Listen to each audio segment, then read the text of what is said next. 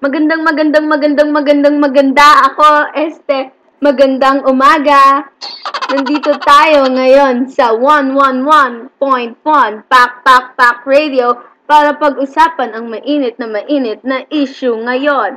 Op, andito din ang ating pinakamamahal na mga mamamahayag na sina Sixto Sicario at Pipay Payoson.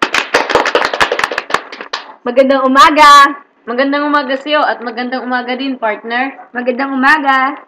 Ano nga bang pag-uusapan natin ngayon, partner? Pag-uusapan natin ang mainit na issue ngayon tungkol sa pangangailam ng kabataan sa Marcos Burial.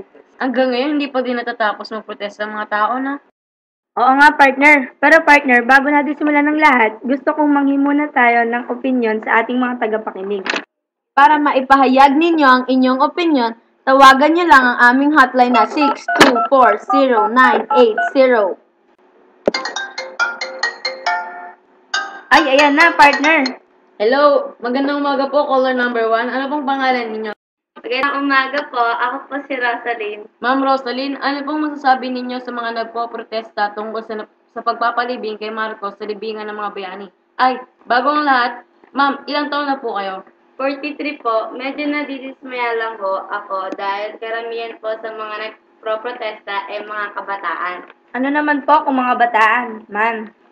Umaakto kasi sila na parang alam na nila lahat ang pangyayari noong martial law na sa katunayan hindi pa naman po sapat ang nalalaman nila. Magandang opinion yan, ma'am. Maraming salamat po sa pagpapahayag ng inyong opinion. Paalam po. Salamat din po. Bye! Next caller!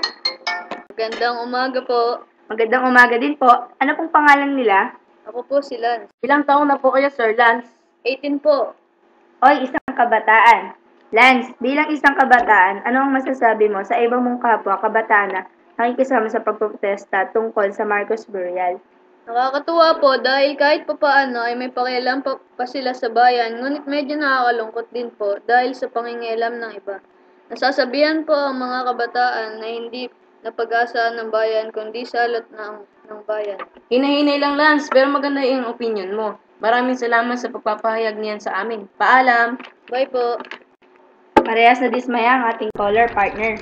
Kaya nga, partner kung ako din naman ang tatanungin parang lang din ng kanilang kasagutan ang aking isasagot.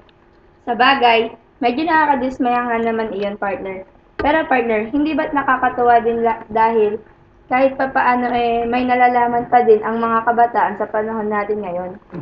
Tama, partner. Kahit papaano may pakialam pa din sila. Ngunit, nandun pa din yung pangingialam nila kahit na hindi pa nila nalalaman ang buong kaganapan ng martial law.